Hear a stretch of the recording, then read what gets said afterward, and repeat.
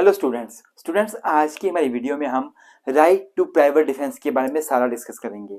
मेरे स्टूडेंट्स, हमने भारतीय न्याय संहिता की लेक्चर सीरीज शुरू की थी और हम वन बाय वन सारे टॉपिक कंप्लीट करते जा रहे हैं। तो अगर आपने हमारे चैनल को सब्सक्राइब नहीं किया है तो चैनल को सब्सक्राइब कर दें, और साथ में अगर आप बाकी जो भारतीय न्याय संहिता के लेक्चर्स हैं उनको देखना चाहते हैं तो इस वीडियो के डिस्क्रिप्शन में मैं सारे लेक्चर्स ऐड कर दूंगा, भारतीय न्याय संहिता की प्लेलिस्ट भी ऐड कर दूंगा, आप वहां से जाके देख सकते हैं। तो आइए दोस्तों, इसके साथ आज की वीडियो को शुरू करते हैं।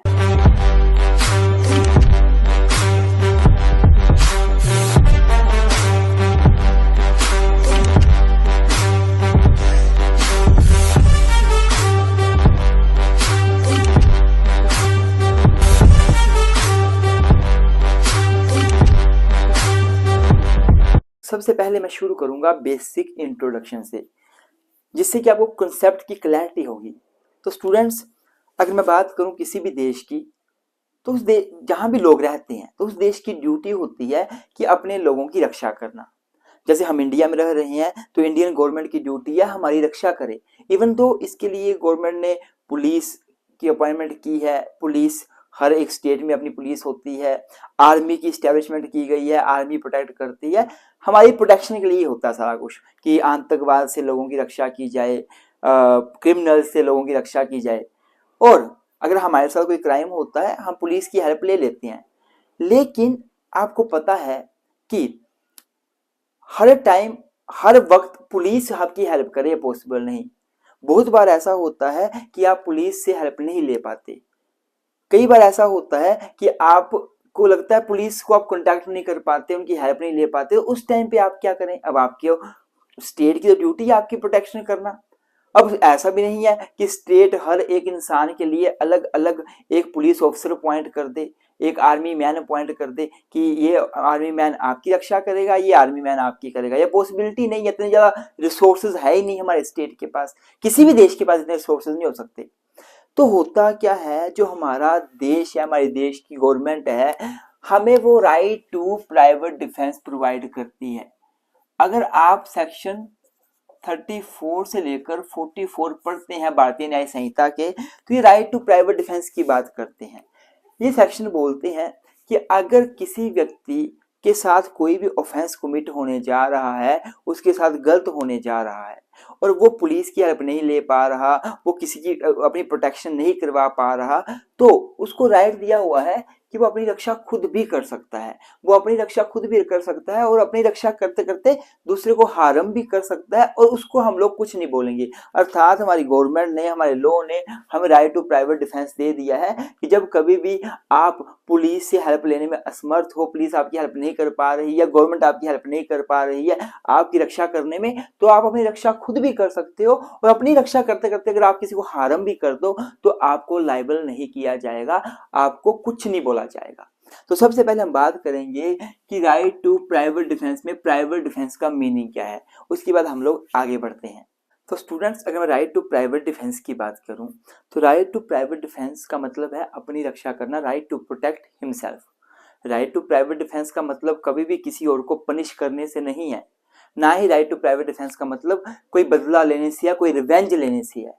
राइट टू प्राइवेट डिफेंस का मतलब है अपनी रक्षा करना। फॉर एग्जाम्पल, मैं वीडियो बना रहा हूं और एकदम से कोई मुझे मारने लग पड़े तो मैं अपनी रक्षा करते हुए उसको मार सकता हूं, सेल्फ डिफेंस इसको बोलते हैं। पर मान लो मुझे आज कोई मार के चला जाता है, मान लो 5-6 लोग आए और मुझे मार के चले गए, और मैं अगले दिन 10-15 लोग इकट्ठे करता हूं और मुझे लगता है कि मैंने इनको मारना है, उन्होंने मुझे मारा था बिना मतलब, तो मैं भी मारूंगा। और मैं 5-10 लोग इकट्ठे करके जाता हूँ उसके घर जिसने मुझे मारा था और उसको मार कर आ जाता हूँ। तो मैं यहाँ पे राइट टू टेक रिवेंज, मैं बदला ले रहा हूँ। पर राइट टू प्राइवेट डिफेंस का मतलब बदला लेने से नहीं है, तो मुझे राइट टू प्राइवेट डिफेंस नहीं मिलेगा, अब मैं लायबल हो जाऊंगा, मेरे को पनिश किया जाएगा। या फिर राइट टू प्राइवेट डिफेंस का मतलब राइट टू पनिश भी नहीं है। आपको राइट टू प्राइवेट डिफेंस दिया हुआ है, इसका मतलब ये नहीं कि आप किसी को भी पनिश कर दो। पनिश करने का काम कोर्ट का है, अदालत का है, आपका नहीं है। आप अपनी रक्षा करते हुए किसको मारो, वो बात बनती है।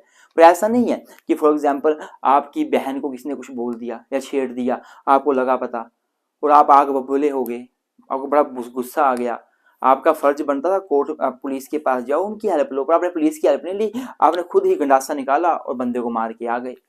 और बाद में बोलते सर मैं तो right to private defence use कर रहा था। आपको राइट टू प्राइवेट डिफेंस नहीं मिलेगा।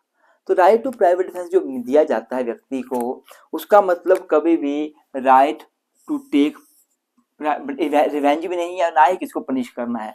मतलब it is basically defensive right. ये डिफेंसिव राइट है, अपने आप को डिफेंड करने का, not punitive right, not malicious right, and ये रिवेंज का राइट भी नहीं है, बदला लेने का राइट भी नहीं है। Even the right can be use only to defend yourself but not to punish other. आप अपने आप को बचाने के लिए राइट यूज कर सकते हैं, किसको पनिश करने के लिए नहीं। जैसे कि Jaidev versus state of Punjab की केस में हुआ, वेरी वेरी इंपॉर्टेंट केस। इस केस में क्या हुआ कि कुछ लोग विलेज में चोरी करने गए, पर लोगों ने उनको देख लिया और वो लोग चोरी नहीं कर पाए, लोग भाग गए, चोरी नहीं कर पाए, भाग गए। जब लोग भाग रहे थे तो विलेजर्स ने उनके पीछे भागना शुरू कर दिया और पीछे से शूटिंग करना शुरू कर दी और गोलियां मारकर उन चोरों को मार दिया। जब विलेजर्स के ऊपर केस चला कि आपने मर्डर किया है, तो वो बोलते सर हम तो राइट टू प्राइवेट डिफेंस कर रहे थे, चोर हमारी वस्तुएं चोरी करने आए थे, हम तो प्राइवेट डिफेंस यूज कर रहे थे। तो कोर्ट ने बोला कि जब चोर वहां से चले गए, भाग गए, खेतों में चले गए, तो आपका राइट टू प्राइवेट डिफेंस का मतलब बनता ही नहीं है। अब तो वो चले गए, अब आपने किसकी रक्षा करनी, वो चले गए। अब तो आप बदला लेने की भावना से उनके पीछे गए हो, आपने रिवेंज लिया है और आपने उनको पनिश किया खुद ही, उनको आपने मार दिया, तो आप लायबल हो। State of UP versus Ram Swaroop का केस हुआ, ये बड़ा इंपॉर्टेंट केस है। इस केस में सुप्रीम कोर्ट ने क्या बोला था ना कि there is no right of private defence against the private defence. इस केस में क्या बोला कि अगर कोई व्यक्ति पहले ही राइट टू प्राइवेट डिफेंस ले रहा है तो दूसरा व्यक्ति उसी राइट टू प्राइवेट डिफेंस के अगेंस्ट प्राइवेट डिफेंस नहीं मांग सकता। फॉर एग्जाम्पल, ए ने बी को मारना शुरू कर दिया, ए ने खुद बी को मारना शुरू कर दिया, अब B right to private defence में ए को मारने लग पड़ता है। अब ए को बड़ा गुस्सा आता है, उसने मुझे कैसे मार दी, फिर ए इसको बहुत ज्यादा मारता है और कल को फिर ए के ऊपर केस चलता है तो ए बोलता सर मेरे को इसने मारी थी तो मैं तो इसको तब मारने लग पड़ा था ज्यादा, पहले मैं कम मार रहा था। तो कोर्ट बोलेगा ऐसा नहीं है, there is no right to private defence against the private defence. जो तेरे को बी ने मारा, बी तो राइट टू प्राइवेट डिफेंस में तेरे को मार रहा था, तो बी का राइट टू प्राइवेट डिफेंस था, पर तूने उसको और ज्यादा मारना शुरू कर दिया, तो राइट टू प्राइवेट डिफेंस के अगेंस्ट प्राइवेट डिफेंस नहीं मिलता है। तो ये सारी बातें आपने मीनिंग में लिख लेनी है। अब आगे बढ़ते हैं, सेक्शन 34 से लेकर 44 तक के सारे प्रोविजन सिंपल भाषा में समझ लेते हैं। तो स्टूडेंट्स, अगर प्रोविजंस की बात की जाए तो मैंने आपको बताया ही कि सेक्शन 34 से लेकर 44 तक राइट टू प्राइवेट डिफेंस की ही बात करते हैं। तो सेक्शन 34 सबसे पहले हम बात करेंगे। तो 34 बिल्कुल सिंपल सी बात बोलता है कि कोई भी कार्य ऑफेंस नहीं होगा जो कि सेल्फ डिफेंस में किया जाएगा, अर्थात कोई भी व्यक्ति अपनी रक्षा करते हुए किसी को हार्म कर दे, किसी को नुकसान पहुंचा दे, तो उसके कार्य को ऑफेंस नहीं माना जाएगा। फॉर एग्जाम्पल, मैं रास्ते से जा रहा हूँ, सपोज 3 लोग मुझे मारने लग पड़े और मैं अपनी रक्षा करते करते मैंने किसी एक का सर फाड़ दिया या एक को चोट पहुंचा दी, तो मैं लायबल नहीं होऊंगा, मुझे राइट टू प्राइवेट डिफेंस मिलना चाहिए, मिलेगा भी, सेक्शन 34 बोलता है। सेक्शन 35 बोलता है इसके बाद कि राइट टू प्राइवेट डिफेंस आपको किस किस के अगेंस्ट मिलता है। तो सेक्शन 35 बोलता है कि राइट टू प्राइवेट डिफेंस आपको आपकी बॉडी की रक्षा करने के लिए मिलता है, आपकी अपनी बॉडी की रक्षा करने के लिए मिलता है, या फिर आपको आपकी प्रॉपर्टी की रक्षा करने के लिए मिलता है।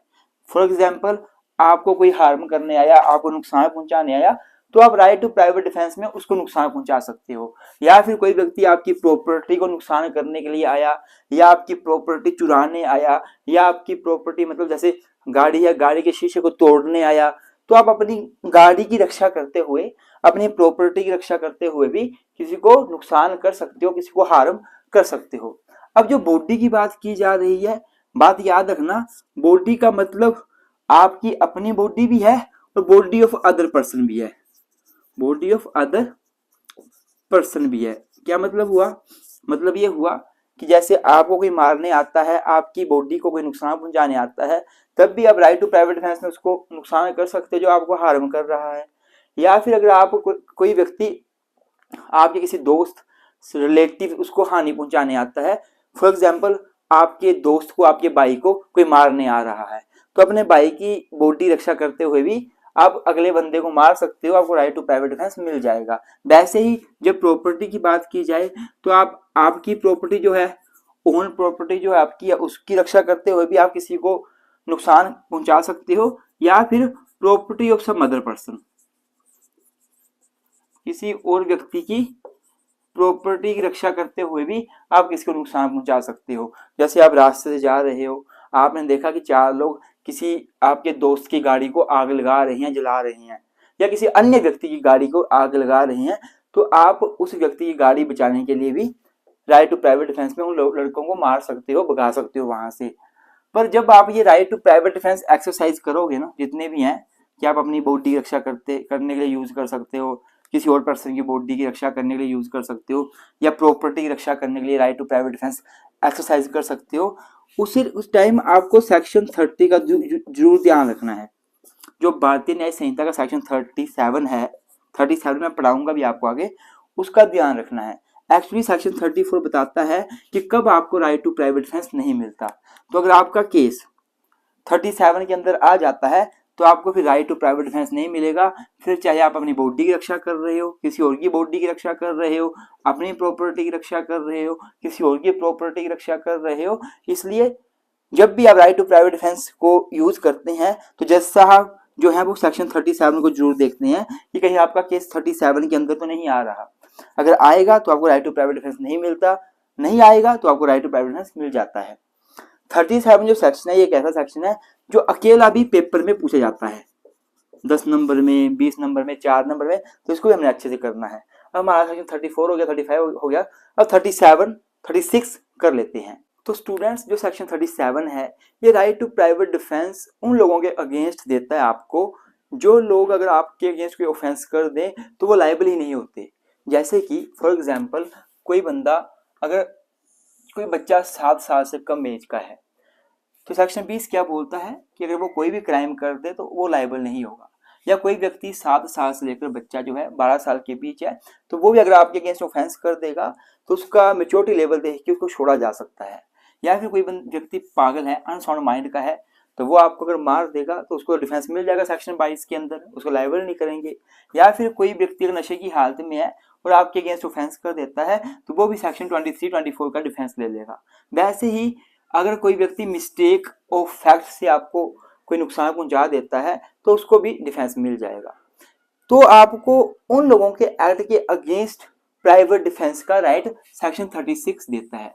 36 बोलता है कि कोई व्यक्ति अगर आपको मारने का प्रयत्न करता है, फॉर एग्जाम्पल आप सेक्शन 20 लो, मान लो कोई 6 साल का बच्चा आपको चाकू से मारने की कोशिश करे या गोली से मारने की कोशिश करे, तो उसने अगर आपको मार दिया तो उसको तो लाइबिलिटी उसकी बनेगी नहीं, तो आपको भी राइट टू प्राइवेट डिफेंस है उसके अगेंस्ट, आप उसके against right to private defence में उसको मार भी सकते हो अपनी रक्षा करते हुए। सेम चीज यहाँ पे, सेम चीज अनसाउंडनेस ऑफ माइंड के केस में, सेम चीज यहाँ पे। अब कोई नशे की हालत में है, वो आपको मारने आ रहा है, आपको पता है ये नशे की हालत में है, अगर मेरे को मार देगा तो कल को ये तो प्रोटेक्शन ले लेगा सेक्शन 23 या 24 की, पर मेरा क्या।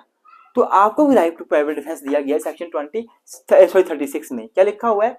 Right to private defence against people who were not liable under the criminal law because of the following reason. ये रीजन है इनकी वजह से वो लाइबल होंगे नहीं, तो आपको राइट टू प्राइवेट डिफेंस है उनके अगेंस्ट।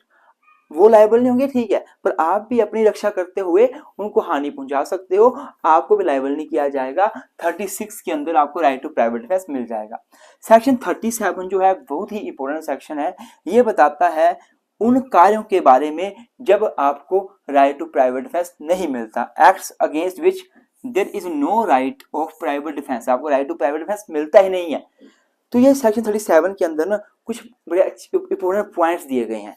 सबसे पहले हम बात करेंगे, यहाँ लिखा गया है right to private defence is not an absolute right. ये कोई एब्सोल्यूट राइट नहीं है, ये एब्सोल्यूट राइट नहीं है, ये कुछ सर्टेन लिमिटेशंस के साथ आता है।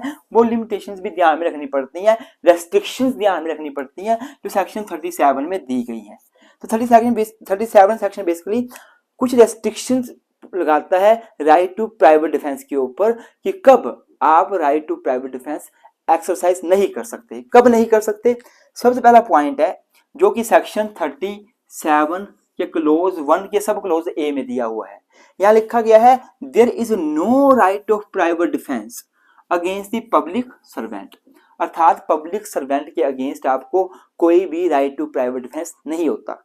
मतलब क्या हुआ, कोई पुलिस वाला है, मान लो वो आपको अरेस्ट करने के लिए आ रहा है, तो आप उसको मार नहीं सकते कि मेरे को कैसे पकड़ रहा है। आपको पब्लिक सर्वेंट के अगेंस्ट कोई राइट टू प्राइवेट डिफेंस नहीं होता। अगर मान लो पब्लिक सर्वेंट है, वो आपको पकड़ने आ रहा है, लेकिन वो अपनी पावर को एक्सीड कर रहा है, वो मिसयूज कर रहा है पावर का, वो आपके राइट का वायलेशन कर रहा है और आपको डर लग रहा है ये मुझे जान से मार देगा, ये पब्लिक सर्वेंट मेरे को ग्रीवियस हर्ट कर देगा, तब आप right to private defence use कर सकते हो। पर अगर कोई पब्लिक सर्वेंट कोई भी कार्य कर रहा है तो आप उसके against right to private defence नहीं ले सकते। कोई पुलिस वाला आपको अरेस्ट करने आता है, आपको जाना पड़ेगा, आप अपनी बॉडी की रक्षा करते उसको मार नहीं सकते अनलेस अनटिल आपको ये डरना हो कि ये मेरे को जान से मार देगा, ये मेरे को ग्रीवियस हर्ट करेगा, या मेरे को ये कुछ भी नुकसान पहुंचा सकता है, फिर बात अलग है। पर नॉर्मली आपको राइट टू प्राइवेट डिफेंस नहीं मिलता। ये केस लोग है केशव राम वर्सेस दिल्ली एडमिनिस्ट्रेशन और साथ में कन्वर सिंह वर्सेस दिल्ली एडमिनिस्ट्रेशन, बड़े इंपॉर्टेंट केस लो हैं। इन दोनों केस लोगों में सुप्रीम कोर्ट ने कहा था कि किसी भी व्यक्ति के पास पब्लिक सर्वेंट के किसी भी कार्य के against right to private defence नहीं होता है, लेकिन अगर पब्लिक सर्वेंट इलीगल काम करे, अनलॉफुल काम करे, फिर हमारे पास राइट टू प्राइवेट डिफेंस आ जाता है। हर व्यक्ति भी right to private defence exercise कर सकता है। तो दूसरा पॉइंट है, ये एक्चुअली दिया हुआ right to private defence section 37 clause 1 सब क्लोज बी में। यहां बोला गया है कि अगर कोई प्राइवेट पर्सन है, कोई प्राइवेट पर्सन है, मान लो मैं हूं, आप हैं, कोई प्राइवेट पर्सन है, अगर वो किसी पब्लिक सर्वेंट की डायरेक्शन में काम कर रहा है, पब्लिक सर्वेंट की डायरेक्शन में काम कर रहा है, तो प्राइवेट पर्सन को भी पब्लिक सर्वेंट ही माना जाएगा और उस प्राइवेट पर्सन के अगेंस्ट भी आपको राइट टू प्राइवेट डिफेंस नहीं मिल सकता। हमारा लॉ क्या बोलता है ना कि कभी भी पुलिस प्राइवेट पर्सन से भी हेल्प ले सकती है, कभी भी। तो मान लो एक पुलिस वाले हैं, वो किसी डाकू को पकड़ने आते हैं और वो गांव के कुछ लोगों को बोलते हैं कि आप हेल्प करना, वो यहाँ से भागेगा तो उसको पकड़ लेना। अब डाकू जो है, डाकू को प्राइवेट पर्सन पकड़ने लगे तो डाकू ने बंदूक निकाली और मार दिया, और बाद में डाकू राइट टू प्राइवेट डिफेंस मांगने लगा कि इन लोगों को मैंने कुछ बोला ही नहीं, ये मेरे को जबरदस्ती बंदी बनाने लगे थे, तो मैंने अपने आपको प्रोटेक्ट करने के लिए मार दिया राइट टू प्राइवेट डिफेंस में। तो डाकू को राइट टू प्राइवेट डिफेंस नहीं मिलेगा, क्योंकि जो प्राइवेट पर्सन थे ना, वो पब्लिक सर्वेंट की डायरेक्शन में काम कर रहे थे। उन प्राइवेट पर्सन को सरकार ने ही बोला था, पुलिस ने ही बोला था कि आपने डाकू को पकड़ने में हमारी हेल्प करनी है, तब भी राइट टू प्राइवेट डिफेंस आपको नहीं मिलता है, चाहे प्राइवेट पर्सन ने ही क्यों नहीं काम किया हो। जो तीसरा पॉइंट है, तीसरा मेन रेस्ट्रिक्शन है, वो सेक्शन 37 क्लोज 1 क्लोज सी में दी हुई है। यहाँ क्या बोला हुआ है कि there is no right of private defence if you can get the protection of the public servant. आपको कभी भी राइट टू प्राइवेट डिफेंस नहीं मिलेगा अगर आपके पास समय हो, टाइम हो पब्लिक सर्वेंट की हेल्प लेने का। फॉर एग्जाम्पल के तौर पे मान लो मैं यहाँ पे पढ़ा रहा हूँ, मान लो मुझे किसी दोस्त का फोन आता है कि मुनीश तेरे को 10 लोग मारने आ रहे हैं, 1 घंटे के अंदर अंदर तेरे पास पहुंच जाएंगे। मान लो मेरी कोई दुश्मनी है और मुझे कुछ लोग मारने आ रहे हैं, मुझे लग गया पता। अब वो 1 घंटे के अंदर अंदर मेरे पास पहुंचेंगे, तो मेरे पास टाइम है कि मैं पुलिस की हेल्प ले सकता हूँ, पुलिस वालों को फ़ोन कर सकता हूँ, बोल सकता हूँ मेरी जान को खतरा है, मेरे को प्रोटेक्शन दो, पुलिस मेरे को प्रोटेक्शन देगी। पर मान लो मैंने पुलिस को फ़ोन नहीं किया, पुलिस की प्रोटेक्शन नहीं ली, मेरे पास टाइम था, समय था, फिर भी मैंने अपने गाँव के लोगों को इकट्ठा करना शुरू कर दिया और 20-25 लोग इकट्ठे करके अपने कमरे में रख लिए। जैसे वो लोग मुझे मारने के लिए आए, वैसे ही हम 20-25 लोगों ने उनको मारा और कई लोगों को हमने बहुत ज़्यादा इंजर किया, ग्रीवियस हर्ट भी किया।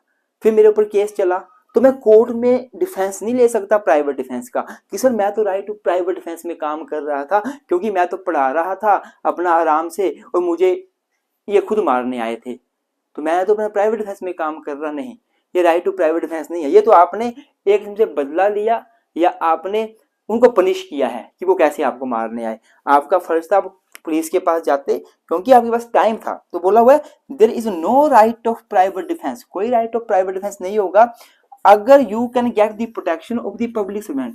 अगर आपके पास टाइम है पब्लिक सर्वेंट से प्रोटेक्शन लेने का, उनसे हेल्प लेने का, पब्लिक सर्वेंट की प्रोटेक्शन लो, उनकी हेल्प लो, आप खुद कानून को अपने हाथ में नहीं लोगे। Even Ram Ratan versus state of UP, अगर मैं इस केस की बात करूं, Ram Ratan versus state of UP की, तो इस केस में क्या बोला गया था, if the harm is already done then the only remedy to take course of law and not to take law into your own hand. अगर हार्म हो चुका है, अगर आपको हार्म हो चुका है, या फिर एक तो मैंने एग्जांपल दिया ना आपको, एक और एग्जांपल देता हूं मैं। सपोज 4-5 लोग मेरे को मारकर चले गए, मेरे को यहाँ मार के चले गए 4-5 लोग, उन्होंने हार्म कर दिया, मैं उनको कुछ नहीं कर पाया, वो चले गए। फिर मेरे पास क्या राइट है कि मैं पुलिस के पास जाऊं, कंप्लेंट करूं, एफआईआर लॉन्च करूं, जो भी है। पर मैं ऐसा नहीं करता, बल्कि मैं 10-15 लोग इकट्ठे करता हूँ, भाड़े पे लेता हूँ, चल जाता हूँ 4-5 लोगों को मारने के लिए। तो मेरे को राइट टू प्राइवेट डिफेंस नहीं मिलेगा। यहाँ भी मैं राइट टू प्राइवेट डिफेंस नहीं एक्सरसाइज कर रहा, मैं तो राइट टू टेक रिवेंज, मैं रिवेंज ले रहा हूँ। तो यही इस केस में बोला सुप्रीम कोर्ट ने, जो केस लो लिखा हुआ मैंने Ram Ratan versus state of UP का, कि if the harm is already done, अगर हार्म हो चुका है, देन द ओनली रेमेडी क्या है, to take course of law and not to take the law into your own hand. तो आप सिर्फ लॉ की प्रोटेक्शन ले सकते हो, कानून को आप अपने हाथ में नहीं ले सकते, वो अलाउड नहीं है। वो जो लास्ट राइट पॉइंट है, जो लास्ट आपकी रेस्ट्रिक्शन है, वो क्या है, सेक्शन 37 क्लोज 2 में दी हुई है कि no person can inflict more harm than necessary. यहाँ बोला गया है कि जब भी कभी कोई व्यक्ति को कोई हार्म होता है, तो वो राइट टू प्राइवेट डिफेंस में दूसरे व्यक्ति को हार्म कर सकता है, उसे राइट है, पर वो उतना ही हार्म करेगा जितना जरूरी है, प्रोपोर्शनेट में हार्म करेगा। जैसे मान लो कोई व्यक्ति मुझे थप्पड़ मारता है, तो मैं बदले में उसको थप्पड़ मार सकता हूँ, मुक्का मार सकता हूँ। कोई व्यक्ति मुझे लाठी से मारता है, मैं भी लाठी से उसको मार सकता हूँ।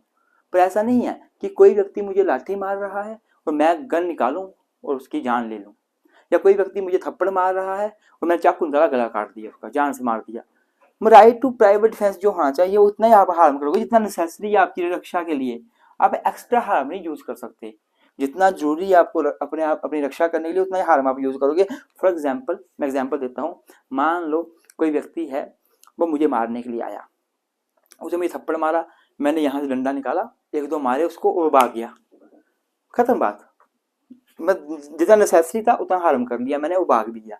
पर सपोज वो भाग रहा है और मैंने यहाँ से ऐसे देखा और अपनी बंदूक निकाली और उसके पीछे भाग गया और बंदूक से उसको गोली मार के जान से मार दिया, तो मैं ज्यादा हार्म कर रहा हूँ। फिर मैं राइट टू प्राइवेट डिफेंस नहीं ले सकता, फिर मैं कोर्ट में जाके ये नहीं बोल सकता कि सर मैं तो पढ़ा रहा था अंदर चुपचाप, ये मुझे मारने आया और मैंने राइट टू प्राइवेट डिफेंस में मार दिया। नहीं, no person can inflict more harm than necessary. आप राइट टू प्राइवेट डिफेंस में अगले व्यक्ति को हार्म कर सकते हो, पर उतना ही जितना नेसेसरी हो, उससे ज्यादा नहीं। इसमें भी केस लो है, केस लो का नाम है Baljeet Singh versus state of UP, 1976 का केस है सुप्रीम कोर्ट का। क्या बोला, where the accused stabbed the person who trespassed his land and caused as many as 72 injuries to deceased, Supreme Court held that accused has exceeded his right to private defense।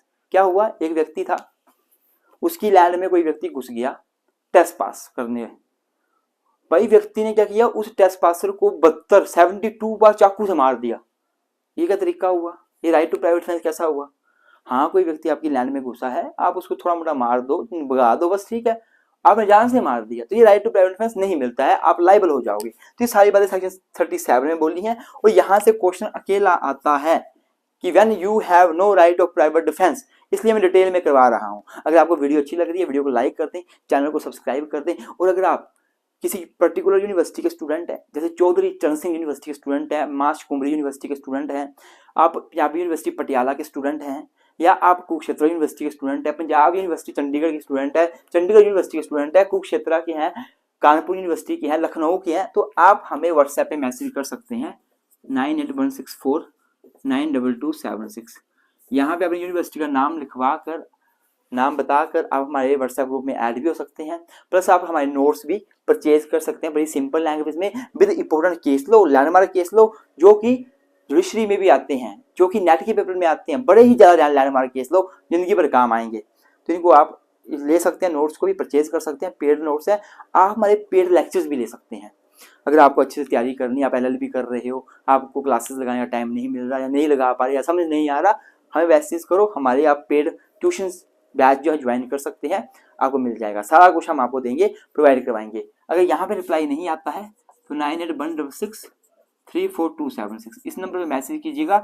2 he number हमारे official number है, तो students अब हम आगे बढ़ते हैं और मैं इस क्वेश्चन की बात कर रहा हूँ। ये तो चौधरी चरण सिंह यूनिवर्सिटी के सिलेबस में है और ये आता भी एग्जाम में। ये एचपीयू हिमाचल प्रदेश यूनिवर्सिटी में बहुत बार पूछा गया है कि when the person has no right to private defence, तो आपको डिटेल बड़ा करके लिखना पड़ेगा। और उसका लिखने का तरीका क्या है वो आपको हमारे नोट्स में हेल्प हो जाएगी, क्योंकि मैंने जो चीज़ें लिखी हैं इनको एक्सप्लेन भी करना पड़ता है। तो यहाँ तो मैं नहीं कर सकता, आप खुद समझदार हैं, इतना पॉसिबल नहीं है, पर यहाँ मैंने मैक्सिमम इंपोर्टेंट चीज़ें लिख दी हैं। अब आगे बढ़ लेते हैं और सेक्शन 38, 39, 40 जो भी हैं वो कर लेते हैं। तो स्टूडेंट्स जो आगे के प्रोविज़न है मैं इसका पार्ट 2 बनाता हूँ, उसमें कवर करता हूँ, क्योंकि आगे के प्रोविज़न काफ़ी इंपॉर्टेंट है, उसमें केस लॉ भी काफ़ी लैंडमार्क हैं, और अगर मैंने सिंपल ऐसे ही करवा दिया तो आपको फ़ायदा नहीं होगा। तो मैं ये पार्ट 1 हो गया राइट टू प्राइवेट डिफेंस का, और पार्ट 2 में बाकी के इंपॉर्टेंट प्रोविज़न कवर करता हूँ ताकि आपकी भी तैयारी अच्छे से हो जाए। पार्ट 1 अच्छा लगा होगा तो लाइक जरूर कर दीजिएगा। Thank you. अब पार्ट 2 में आपको बाकी के प्रोविज़न देखने को मिलेंगे, और आपके फ़ायदे के लिए या आपको ईजिली पार्ट 2 मिल जाए, मैं इस वीडियो के नीचे डिस्क्रिप्शन में लिंक दे दूंगा, पार्ट 2 लिखकर आप वहां से भी पार्ट 2 एक्सेस कर पाएंगे।